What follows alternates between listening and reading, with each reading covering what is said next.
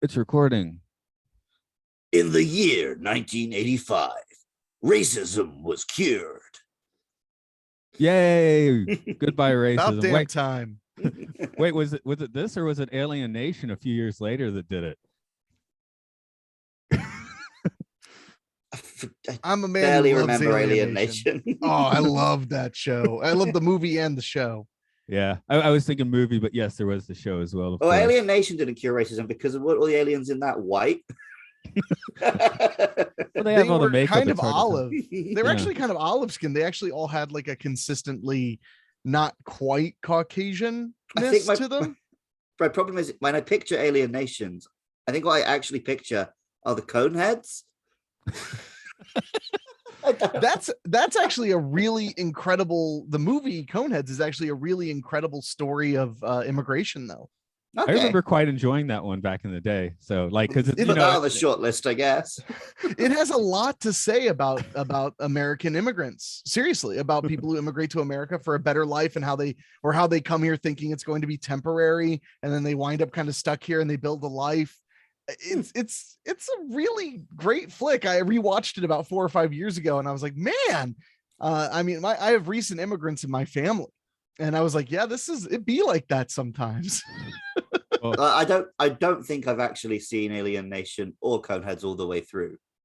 I just saw the videotapes on my uncle's shelf. So, but now you won't watch them until it's time to podcast them. So that's the problem I'm with so many movies now. It's like, yeah. But today, the one that you got to watch, which Luke, I don't think you'd seen before, was Enemy I was Mine. aware of it, but I hadn't seen it. Okay. Yes, this is Matt here. I just recall I introduced Luke by calling him Luke. I have not yet introduced Henrique Couto. We got Henrique Couto coming back for the first time, not doing a horror movie. Thanks for coming with the cartoon glasses. Hey, yeah, these things are a gift from the heavens. So, manna for your eyes. Yeah, it's like they're drawn on, right? It's like a filter, but it's not a filter. It's real. So. And I was thrilled when you brought up Enemy Mine. I did you bring it up like one time when we were talking between recordings or something? I feel like you like it came up and I immediately jumped on it. Yeah, I can't remember exactly. I've actually farmed this one out for a few potential guests, and usually no one really responded. You were like, "Yes, Enemy Mine." I was like, "Okay, great." It's a great flick. Yeah, this actually, I don't think I've seen it for 30 years, but in the 5 years from when it was made to that point, I probably saw it like 20 times. It was one of our dubbed VHSs that I got from my aunt in Delaware. I remember this must have been the first movie where I heard dirty words because my dad had to explain to me why they were saying things like bullshit and asshole. Like, well, that's how you talk in a war. Oh, okay. That's how we do war, kid. Yeah. So I think this is the first movie I saw with actual obscenities in it, interestingly enough. So is that what your dad was saying over the radio in Morocco? Well, yeah, he was a radiosman. I should mention by radiosman, he was like doing like Morse code and sending messages. He was not doing Good Morning Vietnam. Oh yeah. I didn't think he was doing that.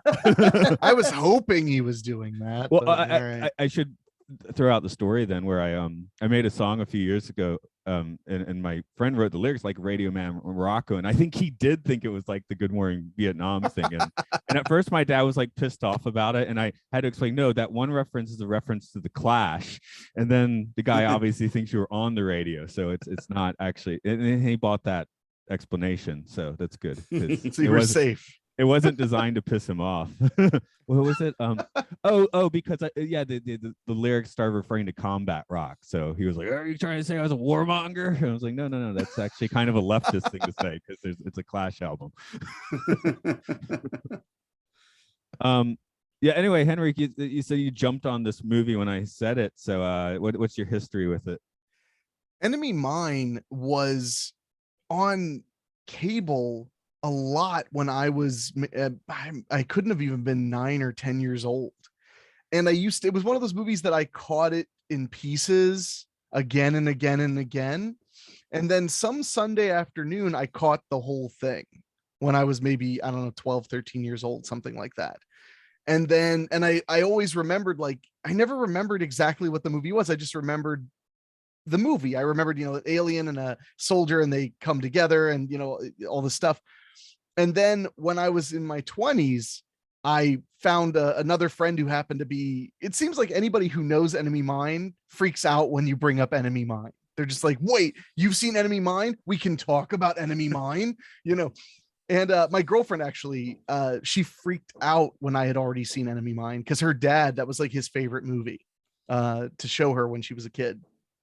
So when I rewatched it as a 20-year-old, I was like, oh shit, this is as good as I remember it. I was not prepared for that. I thought it was going to be a lot sillier than I remembered. So that's really my major history, is it was just kind of a part of my childhood here and there. It might have been on Cinemax a lot in the afternoons. I can't remember exactly, but I saw it over and over and over in pieces. Yeah, I guess the movie I saw in pieces would have been the Beastmaster, because it was always on TBS, right? Which the was Beastmaster station. Yeah, exactly. Which was a UHF in Atlanta. You didn't even need cable for it, but WTBS. Yeah, I've never watched that whole movie, actually. Maybe one day I'll watch the Beastmaster. The new Blu-ray came out this time last year, or maybe it was this time last year. I think it was. And I watched it for the first time from start to finish since I was a child. It's a ridiculous flick. It's fun though. It's a lot of fun, but it is silly. It is seriously silly. You're telling me a film called Beastmaster is silly? Rip Torn, Rip Torn, the actor, Rip Torn, he's in it, and he plays like the main bad guy, and he has this weird fake prosthetic nose that looks almost like a beak. And I always thought that was the weirdest thing ever until I read the book the director wrote, Don Coscarelli wrote, about all of the movies he'd made, because he made Phantasm and a few other movies. And he said that Rip Torn came to him like right before they were about to shoot. He was like, I've been thinking a lot about this character, and I want to play him as a turkey vulture. Yes. You don't say no to that request. You don't. Well, that's what he said. He was like, I wanted to ask follow-up questions, but I respected Rip Torn too much, so I just went with it. Luke, your first impressions on Enemy Mine. Yeah. So I remember I'd heard of it. I think it was in one of those weird books I used to buy as a kid that's like Guide to Aliens. And it's 70% aliens from films, and then the rest are ones from like real life UFO encounters. So it described the Draco, and then like the next page is talking about like the Dracos that David Icke thinks the Queen is. Yes, the Reptilians. Yeah, that's the ones. Yeah, so these are the Reptilians. Okay. So I was aware of what the film was, but I never got around to watching it. And I watched it last night, and for the first half, I was thinking, this is good, but I don't understand why it's a sci-fi. Like the film would be exactly the same if it was just a like American pilot and German pilot. Mm-hmm. And then the other pilot has a baby. So yeah.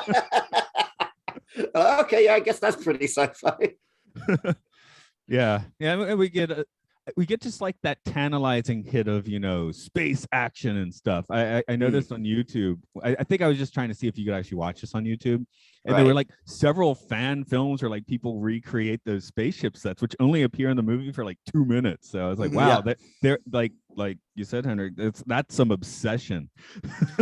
Well, and the movie's very striking. Its set designs and stuff are very striking. And it's also important to point out that this movie is what we would call deep sci-fi. Deep sci-fi. This is not Star Trek. This is not Star Wars. This is deep sci-fi.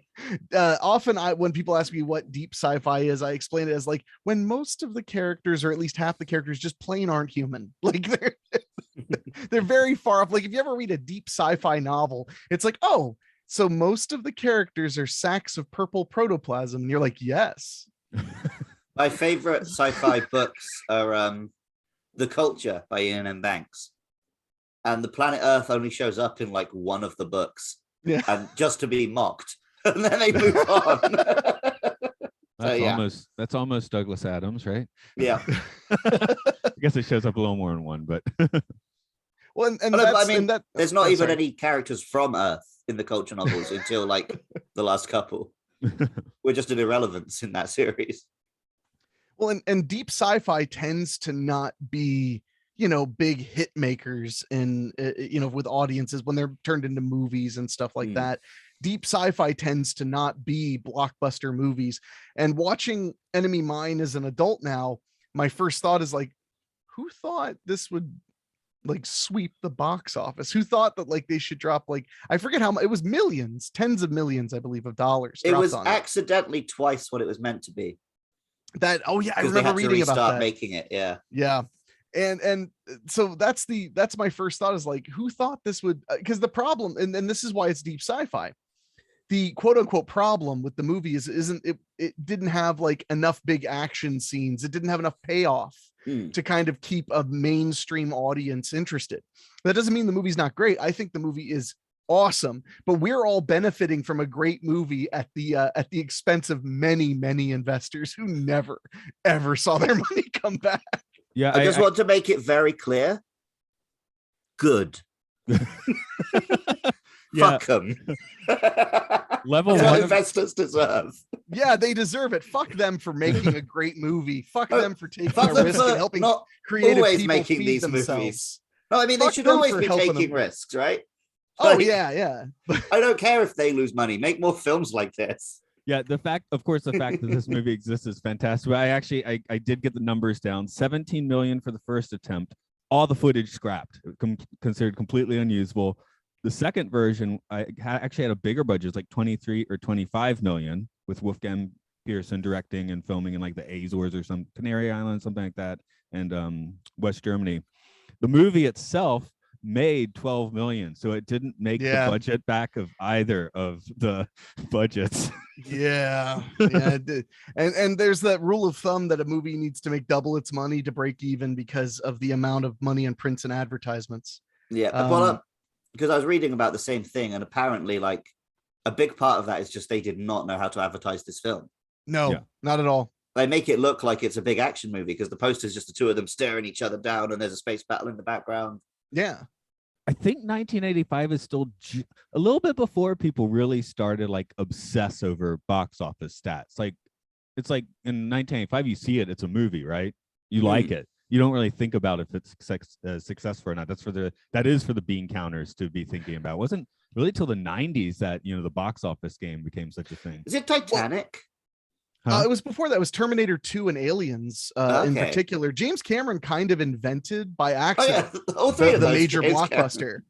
He kind of accidentally invented it. But one of the reasons that they became so obsessed with those numbers and things like that was because the other boom in the industry was home video.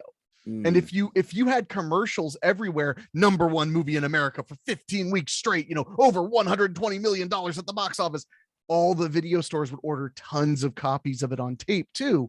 Right. So it became, and this is still true to this day, a lot of times the theatrical release of a movie is used to be the advertising for home video, video on demand, etc. Yeah. So I think that's where the beast where they kind of fed each other, was that, that was the marketing material, was the bigger the theatrical, the bigger the upside potential for the home video stores. I guess until home video came along, there was no benefit to you of announcing your numbers. No, I mean, not because once it's out of the theaters, it doesn't matter, right? So yeah, they would only do it in the trades. Like they would tell their stockholders, but the public audience doesn't care. Yeah, they would just be they would know how well the movie was doing by if it played for a year straight in their local theater. Then they'd be like, or if it took forever to get to television, they'd be like, oh, it must be doing really well because they're not dumping it on TV yet. So well, let me take a moment to lay out the story of this one. Willis E. Davidge is a fighter pilot for the Bilateral Terran Alliance, a late 21st century space force fighting the Drax, a reptilian race of aliens. While dogfighting over Fighting 4, Davidge crash lands with his flight crew dead. In fact, the only sentient light on the planet is another crashed Drac. They try to kill each other for a bit, but begin to work together when faced with deadly asteroid storms. Years begin to pass, and the two learn each other's languages and lineages. The Drac turns out to be named Jerubah, though Jerry ends up as the nickname. After Davidge begins to dream of spacecraft, he goes on a search and finds evidence of human scavenger vessels, bandits who use the Dracs as slaves. Jerry did not join him as he is now pregnant. Dracs reproduce asexually. The pair abandons their constructive shelter once a fake Sarlacc moves in, and Jerry gives birth in a cave and then dies. The child survives, and David raises the young Drac named Zamus. The scavenger presence increases, however. Zamus is taken by the scavengers, while David is shot and left for dead. His old military forces find him, though, and he regains consciousness just before being jettisoned into space as a supposed corpse. He steals a fighter, returns to the planet, rescues Zamus, and goes raw deal on the scavengers. In the end, his military buddies even help out. He eventually presents Zamus on his home world of Draconia, and David's name is enshrined in their lineage. I'm sure I pronounced one or two of those words wrong. Okay. You did a fine job, my man. I think the only one you're pronouncing wrong was just the normal human name, because I think it's Davidge. Oh yeah, okay. I'm into the alien stuff, right? I'm into the deep sci-fi, man. Yeah. Yeah. I did one thought that occurred to me is the new Star Trek, I guess Prodigy almost counts as deep sci-fi because it has no human characters. Just has a hologram human. That's it. So just as a little aside, but yeah, we don't have to talk about many actors in this one, but I guess we really do need to talk about them. Because of this movie, I actually thought Dennis Quaid was like one of the biggest stars in the 80s, which I don't know, maybe he was. Inner Space, Right Stuff. He's a name people know. He did a lot of stuff. Yeah. Maybe he's just, his name didn't sell films, but he was around a lot. Well, he was in a ton of movies. He was in a lot of kind of Hollywood pot boilers. He was kind of in the those kinds of Hollywood movies that came and went and they made their money and that was it. Yeah. I would be shocked if he wasn't a huge foreign market draw in the 90s because he was still starring in a bunch of stuff. It's kind of like I don't know, like 5 or 6 years ago, people were like, why is Danny Trejo in so many movies? And I was like, because the Europeans love him. Like they're gonna pay for it. Well, so yeah, this film apparently was like weirdly successful in the Soviet Union. Well, attendance was mandatory, so it was the first Western sci-fi shown in the Soviet Union. So all they had was like Stalker and Solaris before this. Oh wow! You see, it was the beginning of the end. They got infiltrated with the Western thought process, and then just give it a few more years, and boom, collapsed. Right. It was all enemy mine. That is my new theory, and I'm going to believe in it as a treat to myself. That is kind of the theme of the film, though, right? Is about ending the war. So, and it's a movie about, I'm sure it helped a little bit. And about how we build those constructs about like what an enemy is and all that stuff. At the end of the day, if you're a sentient living creature, no matter how different you may appear on the outside, you have very similar, although maybe the details are different, but the broad strokes are like you live and you don't want to die and you want to have a family or you want to be proud of your whatever. It's just humans did it slightly different than the other species did. But the fact is, no matter what the governments of those two factions felt about the other side, these two individuals, I want to say men, because it's beyond that, these two individuals actually have more in common than not. And that's why I love that movie so much. I feel like it's oddly not as heavy-handed as it could be. The message feels really obvious, but the way they execute it is so subtle in a lot of ways. It doesn't feel like they're just screaming at the top of their lungs what they're trying to teach you.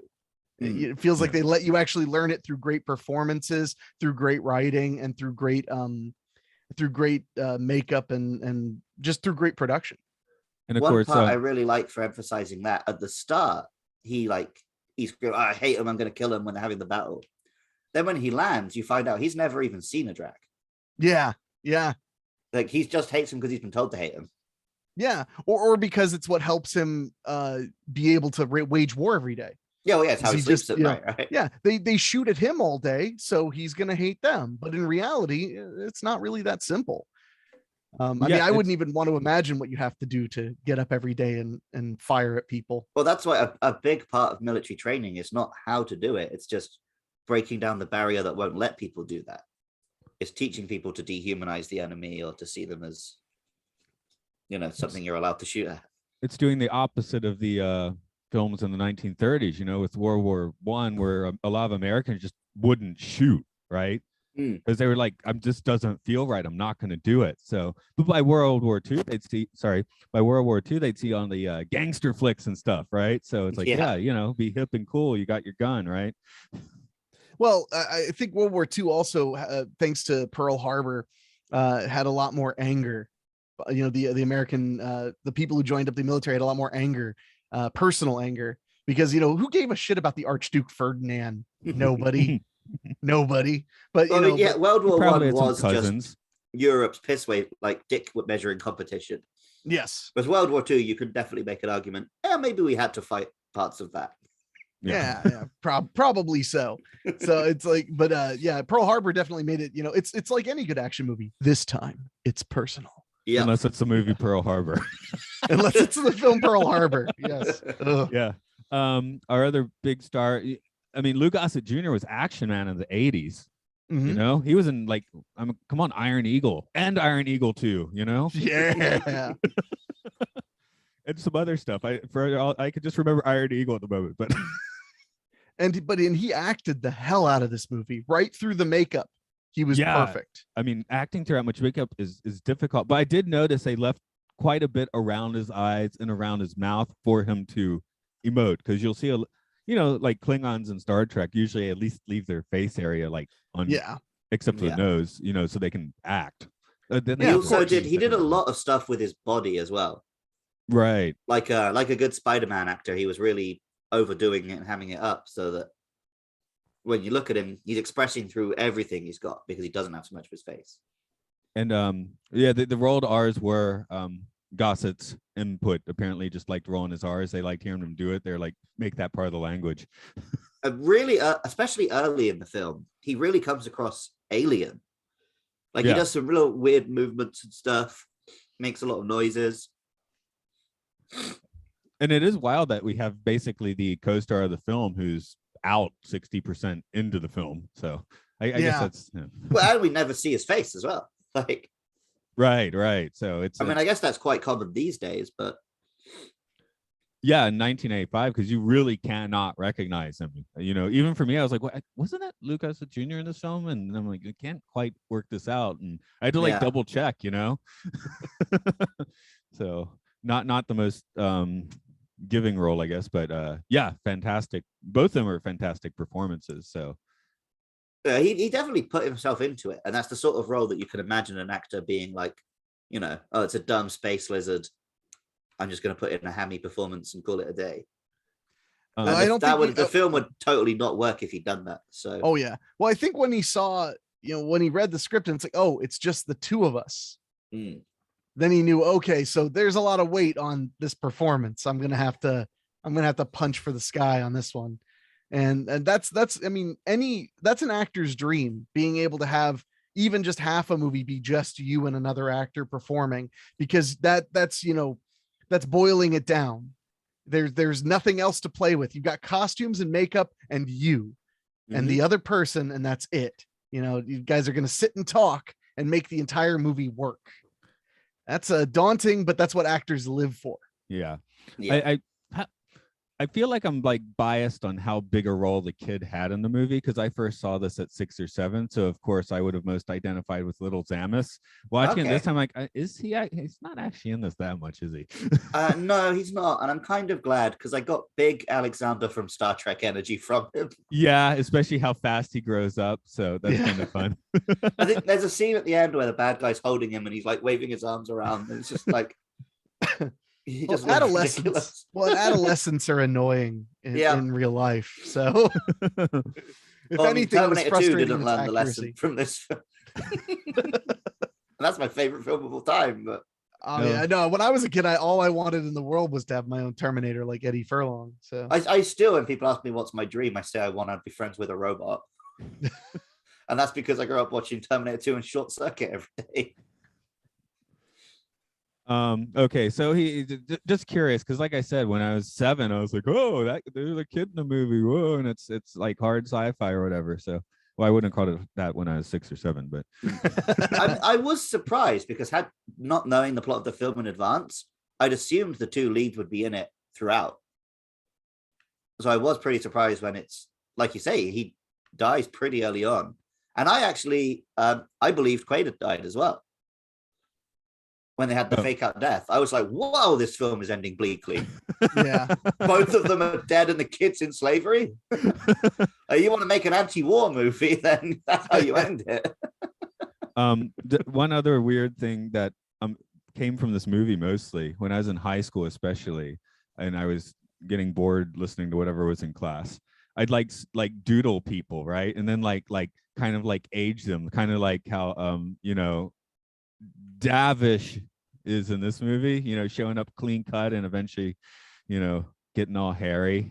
And then I just sit there, de-age him, re-age him. It's a weird habit I do in high school. That all looked good. So if it was all makeup and wigs, then fair play. But I got the impression they just filmed it over a long period. I assume it looked very real, yeah. I've always assumed that, but I could be wrong. I think they augmented it with makeup and additional hair, but yeah, I mean, I'm sure because movies took back then, especially they shot for a long time, but they didn't shoot for that long. They didn't shoot long enough to get a long beard, right? Cleopatra. but also like most films are not shot in the order that you watch them, right? Mm-hmm. Whereas I feel like they would have had to really pull this off. It would definitely shaven scenes at the start and yeah. Well, Castaway famously shot in order because Tom Hanks just straight up grew out his hair out for that. So that's interesting because Zemeckis did he did the beginning and the end of Castaway, and then took the exact same crew, made What Lies Beneath, is it? And then once Tom Hanks had gotten all hairy, they made the rest of the movie. Oh, okay, that's cool. So he used that break to make another movie, which is pretty cool. Yeah, well, definitely. They could have kept the stuff with Quaid at the start from the first shoot and told him to keep growing his hair between the two. Yeah. Except they didn't use any of that footage. I know. Again, the design elements here are relatively sparse, but they really do tend to stick in people's craw, which is cool. I think the alien planet looked amazing. When I was watching it, I didn't know what year this was made. And I was looking at those like vistas and skies, and I was like, oh, wow, this looks a lot more recent than I thought. But then the spaceships and the uniforms, they're weirdly... Buck Rogers. Yeah, they seem pre-Star Wars. Like they just have such a... Yeah, like you say, Buck Rogers, when it used to be, we could only imagine space as looking like astronauts. Yeah, but Buck Rogers with a few more dollars in the design production. Oh, it looked good. It looked really good. I was just surprised at how like big bubble space helmets and white uniforms and stuff it was. And like the Drax ray gun was straight out of like a 1950s thing.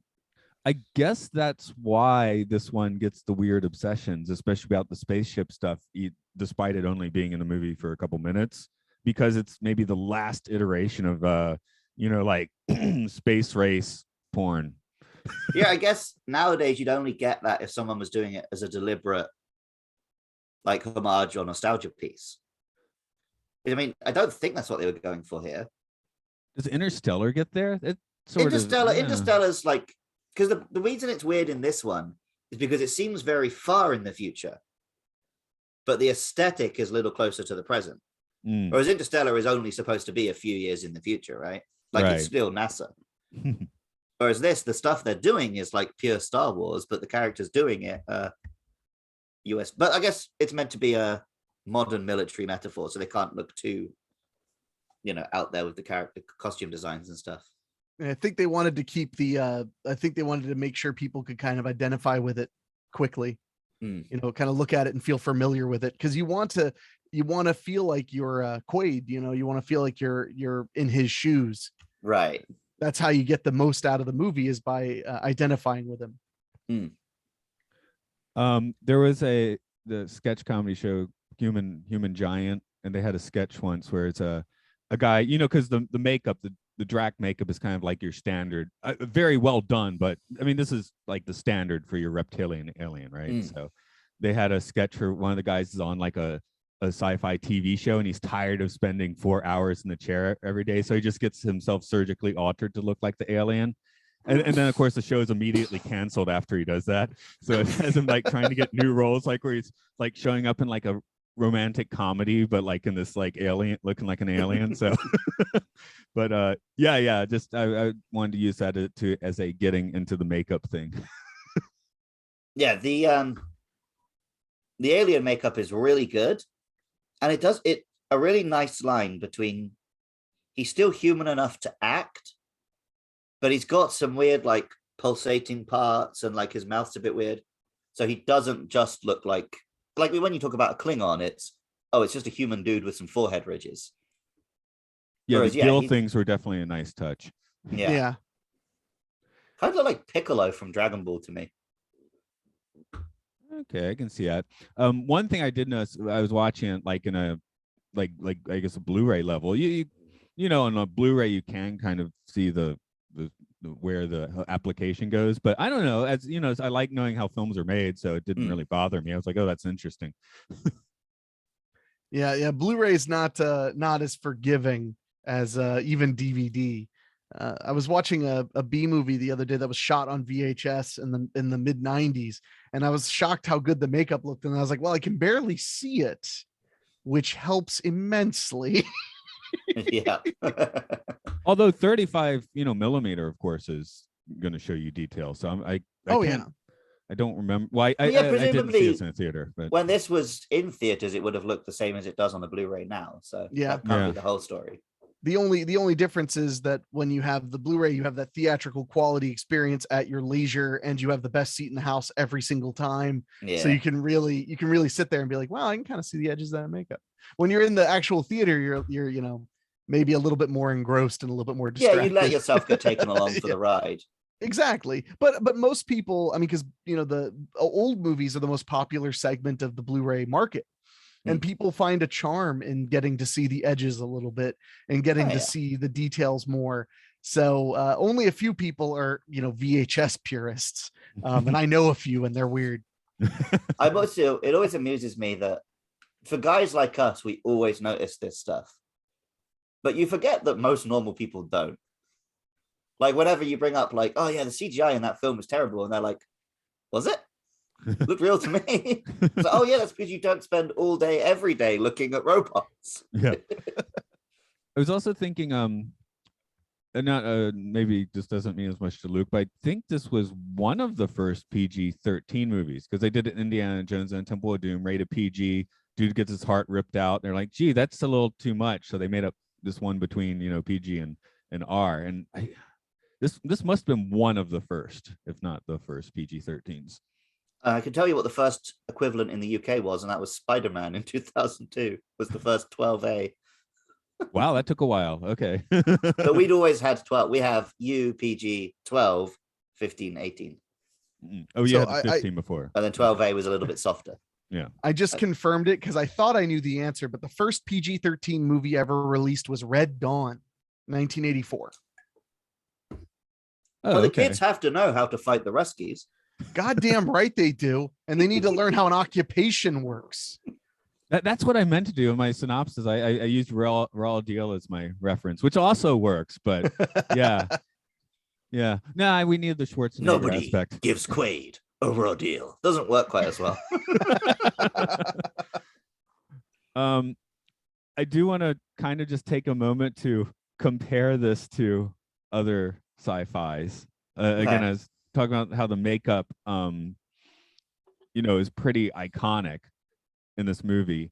I keep bringing up the Orville in podcasts recently, but the Mocklins and the Orville seem to be very Drac. They're all men. If they're not men, they're forcibly changed. They lay eggs in their case, but yeah. There's even a joke where they have the kid, and then like what seems like 3 months later, he looks like he's 5 years old. So I'm assuming that McFarlane and the makers of the Orville are probably pretty obsessed with Enemy Mine. If they weren't, I would be disturbed. If they weren't. Yeah. But recently in the Monster Hunter community, because there's a race in that called the Wyverians, who are basically look human with pointy ears, but they're meant to be like reptilian. And apparently it's been a huge debate online about whether or not they lay eggs recently. People are even like zooming in on like official renders, like, look, she has a belly button. She can't have come from an egg. And as someone who's mostly quit the internet, this all came as a surprise to me when my buddy was trying to explain it to me. Well, talking about getting lost in the weeds, right? So I think the Blu-ray old movie thing is now you can feel like fine if you do that because you're not worrying about the monster eggs. The alien that I was reminded of, and I think I mentioned this to you before you did this podcast, was I forgot the name of the film. What's the film I brought up, Matt? Last Starfighter. Yeah. Oh, yes, definitely. Yeah, I think the Dracs in this look a lot like the Last Starfighter alien. Yeah, about the same time. I wonder if it's the same makeup crew doing it. Possibly, but then that one was all the spaceship stuff was all CG. Yeah. Oh yeah, definitely not the same effects crew. Yeah. Didn't bother me when I was 5 years old. I remember watching it on TV, and me and my dad were laughing at the scene at the end where it cuts from the game to the film CG, but by the time we were watching it in like 96, they look the same. Yeah, definitely. I mean, that's like I understand that Babylon 5 is supposed to be really good, but I just can't watch it. I can't get past the CG in Babylon 5, so I'll just scream out and open up for discussion for the other big one is fake Sarlacc. This one obviously being later in the game. I mean, I like monsters in my movies. Yeah. It was very Sarlacc, with the falling in the pit and the tentacle grabbing you. I found it scarier than the Sarlacc. Well, it comes out and says hi in a better way. Yeah, I guess it comes for you a bit more. The Sarlacc, you have to like literally be thrown into it. Yeah. Oh, and when they did do the whatevers of Star Wars. Oh, and it's got the beak thing. Yeah. This one is much better than that. Oh yeah. This is a real right monster. Yeah, the first time when he falls into it, it just felt a bit like, I wasn't that threatened by it. But when it attacked them in their home, I thought that was pretty cool. And then those tree things are falling down, and I was like, wait, are they meant to be part of the creature? Are they like its teeth? Or is it just that it's hitting them from underground? They didn't seem to have roots, so I don't know. Yeah. But yeah, that monster was pretty cool. And the little turtle thing's cute enough, I guess. Meteor proof. It's a little bit Monster Hunter up in there on that planet. Yeah. Henrique, what was your favorite monster? I mean, if we call them monsters. I was a big fan of the little turtle creatures, especially because, like you said, like it kept paying off later because they would have all the shells and be able to build protective spaces on it. I thought that was just like a really clever production design choice to really help you feel immersed in the idea that this world is all they have to get by with. So I think those were my favorite, were those little turtle creatures. The greatest monster of all in this film is man. And that fake Sarlacc thing, that one too. Yeah, but then like the because at the end we get like the slave drivers as like some real villains to get our teeth into, and like they are cartoonishly evil. Oh yeah, like at that point all subtlety goes out the window. Yeah, it was like 80s villain on screen. Yeah. That was about the 80th. I don't quite know how to say that. The most 80s video, something like that. Yeah. So. Oh, here's one thing I really did not like. The narration at the end. It's like you don't need to even say it at all. I can work it out from what you're showing me. I did like the point that his name got added. I thought that was a nice line. That was cool, but you could have done that with like a title card at the end too, But I'm usually not a big fan of narration in films anyway, if it can be shown instead. And in this film, basically, you could cut all the narration and I would still know what's going on. That was my point. Like they're already showing you, so they really don't need to tell you. But I wouldn't pick out the ending one specifically. I'd get rid of all of it. I feel like there were, because this is based on a book, there were probably a few nice lines in the book, and the writers just really wanted to include them. And then it's like, well, how can we include them? I guess we've just got to have narration. would be Yeah. my Well, guess of how that ended up happening. I wouldn't be surprised if the producers had some say in that too, because a lot of times when you hear narration in a movie, it was decided in post that somebody on the team felt like everything wasn't clear enough. So they decided we got to go a little bit further with it. Not every Blade time, but Runner. often. Was that a coughing agreement? I was saying Blade Runner. Oh, okay. I guess I coughed too well, so you couldn't hear that I was saying a word. Brazil does that too, doesn't it? There's some, it's the TV cut with that has ridiculous narration, I think, in Brazil. Yeah. The one film where I liked it was the Tom Cruise film Oblivion, because it gives you a bunch of narration at the start. And I remember watching it in theater, like bloody hell, guys, show don't tell. And then it turns out it's because everything he's telling you is a lie. So like, there's a reason they did that. Yeah. I don't know, ideology. So, Luke, it's you. We're not expecting this much of a philosophical bent, I think.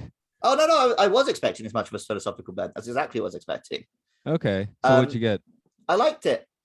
So obviously watching it, I'm reminded of the Star Trek episode, right? Darmok and Jalar. Oh yeah, that was my other sci-fi reference. I The forgot difference about in the moment. there, I felt like that one did something which could only be done in a sci-fi. Because the point it was making was that even if they do have a universal translator and speak the same language, there's still the element of like, you have to be at a point to understand the other person's culture.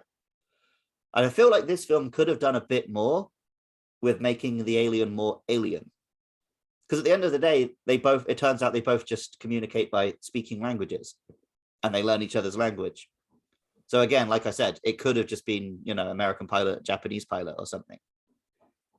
So perhaps the reason this film didn't do very well is because it's like, here's a big budget sci-fi flick, but we're just going to do stuff that we could have done if it wasn't a big budget sci-fi flick. But if they'd made the film with just two human actors and sold it on that, then people would have been like, oh, I'm going to go watch this emotional storytelling film. Whereas I think audiences thought they were going to get more of what they saw for the first 2 minutes. Not necessarily a criticism. It's just, an observation. Obviously I like the message. Who doesn't? Watching it as someone who's been teaching English as a foreign language for 3.5 years, I was just thinking like, this guy is not good at communicating non-verbally. Well, no, he's been shooting things. Oh yeah, he's a soldier. I'm not like, you're watching it, it's like, oh, guy, come on. And he learned English real quick. I would probably have liked to have seen the film explore that a bit more, because there were definitely, he went from not speaking any English to like full sentences and saying things that I'm like, why would Davish have taught him to say, you are the pupil and I am the master? Like, how did those words come up in their survival English training? Repeat after me. You are the pupil and I am the master. 1, 2. We forget that they're meant to have been there for like 3 years. Yeah. So after a while, they're just telling each other stories and all sorts, right? So, right. Definitely raising the kid in that situation. One, you don't know much about the alien species. You have no resources. How did that work? Yeah, I hope they don't have a complicated puberty or anything. No, that was kind of one of the things I like so much about it, is that it kind of points out that all differences can be solved with proximity and time. Mm-hmm. And that's completely true in human history. If a group of people don't understand each other, just put them near each other and give them time. Now, I mean, it may get messy first, but it will inevitably become a coexistence. I don't know if I've brought it up before, but I definitely have brought it up before, but probably not with you. I was listening to a podcast where they were interviewing a guy who helps people leave like neo-Nazi groups. He helps them like break that ideology. And usually what he does is just gets this guy to sit in a room for an hour with the person he thinks he hates. So you get the Nazi to sit with, with a Jewish person or with a black person. And proximity and time, they're like, oh, all this stuff I believe is bullshit. They're just people like me. Have you seen the movie Accidental Courtesy? No, I've not even heard of it. It's about Daryl Davis. He's a a jazz piano player. He's an older man now. I think he's in his 60s, and he has spent his life playing jazz music and deconverting Klansmen and neo-Nazis. Wow. And the way he does it is he befriends them sincerely and makes no expectation that they do anything other than say what they believe to him and then listen to him say what he believes. And he has a little museum in his home of all the Klan robes that people have turned over to him when they've left. And it's a beautiful movie. It's called Accidental Courtesy. Well, yeah, that sounds really interesting. It's phenomenal. But it's really weird because in America, he's not well liked by like the Black Lives Matter movement here, because they think that he's too kind to the racists, I guess. But he shows results, and he does it the way, I mean, he's a Christian, one of those like love your enemy Christians. So and hey, if I had to be actually listens to Christianity. I don't know about that, but if that's what you get out of it, then I'm happy for you. So, and it's a really great movie. I bet it's on Netflix in Japan, because it left the Netflix in America, but everything that leaves Netflix in America stays everywhere else a lot longer. So I definitely couldn't recommend it enough. I hope just hope no one calls like the SWAT team on his house, because they're going to find all those robes. It's one of those. The difficult question is, I think on a person-to-person basis, that definitely is the move, right? It's you show them love. But when you're fighting systemic racism, which is what the Black Lives Matter people are thinking about, how do you show love to the Klan itself, right? So, well, I mean, there's barely a Klan left. Oh, so I'm sure, right? Yeah, it's not hard. I mean, I that's one of the reasons I like Enemy Mine. I grew up as a young Hispanic kid in the Midwest of America, and it was not terrible, but there were issues, and I was very touched by a movie about people who are different getting along, because when I grew up, everybody was different than me, and it didn't help that I was just a total weirdo too.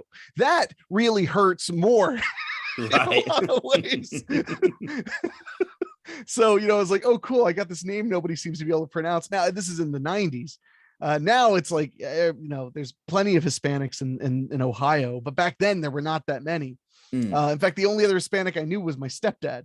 So it was like, he was Mexican. So it was like, that was what I had, as far as that. But no, I feel like that's one of the reasons it clicked with me so much as a kid, because I always felt like an outsider. And I always liked weird movies. So now all of a sudden, here's a weird movie about how people can really figure out their problems if they just shut up and listen for a minute. Even if they don't speak the same language, you can still listen and learn. And that's why I love it. Something that hit me watching it this time, which didn't before, is when he goes and saves his adopted son and takes out the scavengers. His crewmates actually do come to help, which like maybe they're starting to get the idea. But the thing that I was like, oh, wait a minute, I never made the connection. Oh, that starts the chain of events where he can go to their planet and present the kid, right? So the meat of the movie is actually like unspoken, and that scene cut more or less. Yeah, he's kind of and we don't know what's happened between the human race and the Dracs while he's been on this planet all this time either. Yeah, maybe they understand each other a little bit better, and it's only these profiteers who still want to cash in on the conflict. Oh, we don't really seem know. To still have a lot of dead bodies to give doll funerals to and jettison into space. So, well, they also when they find out he speaks Drax, they're worried that he's a spy. Yeah. So I don't think the war's over, but maybe at this point they're a little more open to that kind or at least more aware. They might at least understand the Drac better, even if they're still fighting with them. So of course this movie landed with pretty much of a thud when it came out, and sounds like we're all undeservedly so. Did it ever through home video not again, we don't want to bean count, but I am wondering if it eventually turned over to be a success, or if it's Wikipedia lists it as a cult hit. Who knows what that means? So in order for it to to make a drop in the bucket on the money it cost to be a success, it would need to do better than Rambo on VHS. Unfortunately, I don't think it ever was able to turn around. It never, I mean, it played on television a lot, which I'm sure helped, but it also played on television a lot because I'm sure it was cheap, because that was the case with a lot, especially in the earlier days of cable in the 90s and stuff. You'd be like, oh wow, I can watch Halloween 4 and 5 as many times as I want. That's because they're cheap. You know, wow, I can watch Jaws the Revenge is always on HBO. That's because it's cheap. So I mean, but I do know that the people who are fans of this movie definitely are seriously fans of this movie. So Right. it definitely touched people in a way that I think is valuable. It's why when you brought up the title, I lit up immediately and was like, I would love to discuss Enemy Mine with anybody who was willing to sit down and watch it. So I mean, I think that, you know, the benefit of it is that it will be remembered much more than many of the movies that came out that same year that were very successful, because it did something special. And I think that it was done from a completely, you know, a completely cynical place. Because sometimes, you know, movies are done from somewhat of a cynical place. I don't think so, because I think that's why they were willing to scrap everything after they spent over $10 million and then start again, because somebody or some group of producers seriously believed in that book enough to rustle up that money and risk their own reputations to get the movie made. So it's kind of beautiful in that way. I do wish it had cost half as much, so maybe it could have been a big hit though.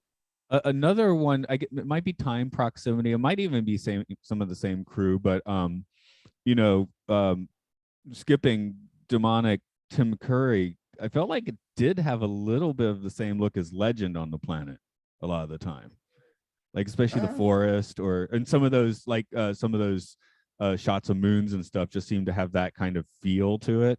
This is a much better movie than Legend though. Yeah. Yeah, maybe we don't get to see the 80s having enough budget to do that very often. It's like there's Star Wars and that's about it. Yeah. And it's because these other films that did it, I guess, for whatever reason, didn't catch fire.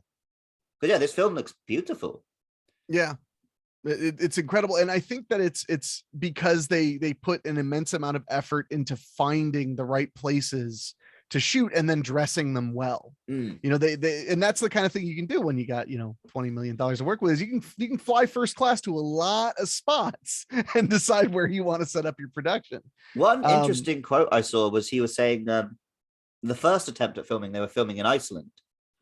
And the director was saying like, oh, it didn't look like an alien planet. It just looked like Iceland. Aren't like all sci-fi films filmed in Iceland now? Yeah, so everything looks like Iceland now. Yeah. Maybe. I mean, know Iceland's very Interstellar's alien cheap to planet get was to. Iceland. Yeah. Iceland's very inexpensive to fly to, so that helps. Yeah. No, there are a lot. Again, Interstellar used Iceland. Star Trek Discovery used Iceland. I mean, that's just the couple off the top of my head. This is another one of those things where me and Matt make a broad sweeping statement, then we can only think of 2 examples. Oblivion, you already mentioned Oblivion. I think that was in there. There's number 3. There you go. That's 3. We get away with it. Yeah, rule of 3. That means it's funny now. I think this film holds up really well. Like I wish this film had a bigger audience, but mostly I want studios to do this more, because, you know, because Spider-Man can make $1 billion. You can afford to waste 40 million on trying something interesting. Yeah. Yes and no. In the film business, often when I see a movie that I enjoy, but that seems out of place in the theaters, I always have the same question, which is, as much as I enjoy it, I'm like, who is this for though? Who did they think was going to come out in droves and pay to see this? No, but I mean, I wish they would just not think that. Let's just make films for fun. But I guess I come from a country with the BBC, so. Well, that's great. But you guys got to get dentists, though. That's the next step. You got great television. Now you need dentists. We've got dentists. We just don't like going to them. Another thing that this film definitely does, like it has kind of a limited scope. What we see is very cool, but it's a little bit of a limited scope. But it's a complete package. It's like you don't need a sequel to this at all. That would be a stupid idea. The Yeah, film it's- delivers on its points. It's like what you often bring up with Carpenter films, Matt, where it's like you just see what you need to see. And there's part of you that's thinking like, oh, I wish I could see the rest of this world this film's created. But actually, you don't need to. You've seen enough that you need to see for this story. Yeah, and this definitely serves that up because of course you want to see more of the cool space stuff, but what you're getting is pretty top flight. So Yeah. And a lot of times what you don't see can be as poignant as what you are shown in a movie. So I mean, that's always important too. What you see it gives you a hint of what you should be focusing on. And the movie the story is perfectly contained. You're absolutely right. yeah, I mean, I assume like the Space Force here is Verhoeven's Starship Troopers as opposed to the book, right? Yeah. Well, especially when we see the funeral scene. Yeah, that was That could have been satire. straight out of Starship Troopers. Yeah. That was a weird bit of satire in the middle of the film. It didn't take me out or anything. It was just like you weren't really expecting that scene at that moment. But, especially when, like I said, when I was watching it, I thought he was dead. I was like, this has gone so bleak so fast. What happened here? And then like, okay, actually he's fine, and then we get a heroic ending. it wasn't fine. He still was shot in the shoulder and his arm was falling apart. That's a flesh wound. Yeah. I've seen Schwarzenegger get shot way more than that. Usually not all at once, though. Well, okay, Terminator Schwarzenegger, excuse me. Yeah, that's a fair point. Yeah. I was thinking almost human Schwarzenegger. He can only take maybe 2 bullets, right? Well, you see, because he'd been eating the turtles for so long, he'd actually developed a meteor-proof skeleton. So... There we go. Okay, retcon in. Any final points anyone wants to throw out on this one? Oh, except another dumb producer thing. I read someone saying at some point a producer was like, well, we need to put a mine in the film. It's in the title. Why don't we have a mine? Oh my god. Fortunately, they didn't listen to that. So, well, no, they did. Well, there is a mine. The final set piece is in a mine. Yeah, it is a mine at the end. Oh, that mine. Sorry, see, you were thinking like a landmine. That was a landmine. Okay. That's why I get this film confused with Last Starfighter, because it's got a bunch of mines at the end. Oh yeah. Well, why. Oh, so that producer is smarter than we thought. Well, let's not go that far. But like I said, as a producer, let's not give them too much praise. But I will say, if you haven't seen this film and you've listened to all of this and had us spoil nearly everything, it's still worth watching because the execution is so good. It's so excellent.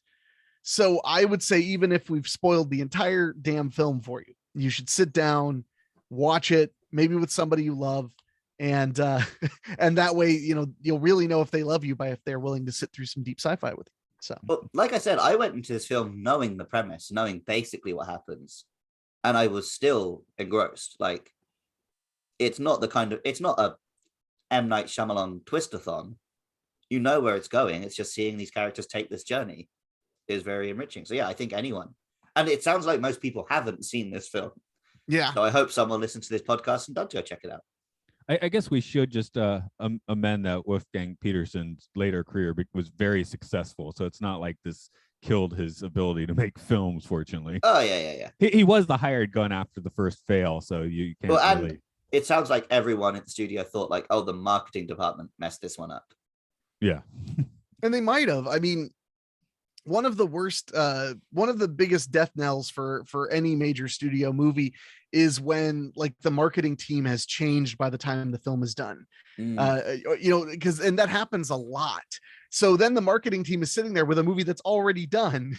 And they're like, okay, now we retrofit it with a plan. That's the worst way to do it. The absolute worst way. You need to be, if you care about how much money a movie makes, you need to be thinking about the marketing while you're in pre-production so that you can try to actually make it tailor fit properly. Well, I mean, I brought up Spider-Man earlier, and that film was a masterclass in marketing. Regardless of what you think of the film, they knew exactly what they were doing from day one there. You mean the most recent one? Yeah. With all the leaks. in very big scare quotes. Although the original as well, right? So Yeah. well, meaning 2002. I mean, there's there's the Dragon's Challenge as well. So, Henrik, you got any movies in the cooker coming out soon? I just wrapped a Western, but it's not announced yet. Cool. But it's getting its score composed like right as we're speaking. So it'll be coming out next year. Weekly Spooky just hit 120 episodes. It's my horror movie or my horror story podcast. So highly recommend people check that out. And the TV series Popcorn Fodder where I host Lost Cult Movies just dropped on Tubi TV. So I think that's international, but it's definitely in the US and in Canada. You can watch all 8 episodes of the first season of Popcorn Fodder completely free if you go to tubitv.com and punch in Popcorn Fodder. So I'm not even asking anybody to spend any money. You can just go there and watch it. Cost you nothing. And if you've enjoyed this podcast, I am asking you to spend money. Go over to patreon.com/podcastio. What will you find there? You'll find links to the other podcasts me and Matt make, like Matt's one about the Twilight Zone and his weird one about experimental films and cult films and weird documentaries, and my Pokemon one and my Monster Hunter one. They can all be listened to for free. You don't actually have to buy anything, but if you want to find our podcast, they can all be found under the umbrella at patreon.com/podcastio. And when you're hearing this, I'll have gotten up our first 4 Garth Marenghi episodes, which will be on Patreon, at least for a little while before being let loose into the wild public. So nice. Our weird revisit through Garth Marenghi. I talked a lot of smack about producers today, Henrik. I hope you didn't take any of it personally. So did he. Yeah. I mean, if it makes you feel any better, I mean, most producers don't even know what producers do, so it's easy to pick on them.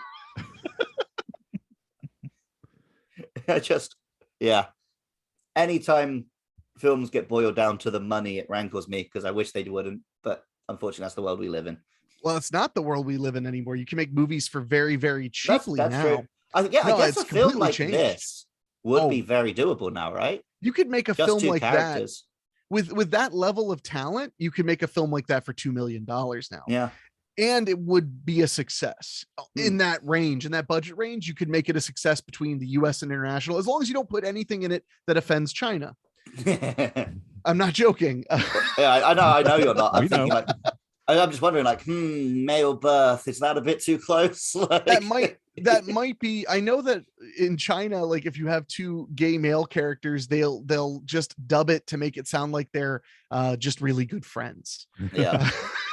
No time travel. Not that this movie had that, but but they don't like time travel or forward. ghosts very much. Yeah. We all travel forward in time. That's not as impressive. But yeah, if this released tomorrow and it was like the big film on Netflix that everyone was talking about on Twitter, it would be huge.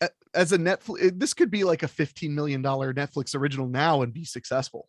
Yeah. I really do think that. I mean, and Netflix is kind of the good example. They'll spend a lot of money on stuff maybe they shouldn't necessarily because they're cross-collateralized. Their losses and their gains are all in one big pool, and they're in debt beyond all expectation. They're in anyway this weird modern version of a company where actually profit doesn't matter anymore. Well, it's because they've never made a profit. Yeah, that's it. They never have and probably never will. Just somehow they keep getting bought. Well, they just keep taking loans out there. I forget what their debt level is in, but it's like 2 billion or something ridiculous. It's like, I think Xbox is now at the point where Microsoft will probably never profit from it, but it whitewashes all their military contracts. So, well, what do we do? How do we let people out today? Do we drop them through the do we give them a impersonal funeral and drop them out the hatch, or what? Well, listener, please let us know your religion of choice and I'll press play on the appropriate music as we eject you into space.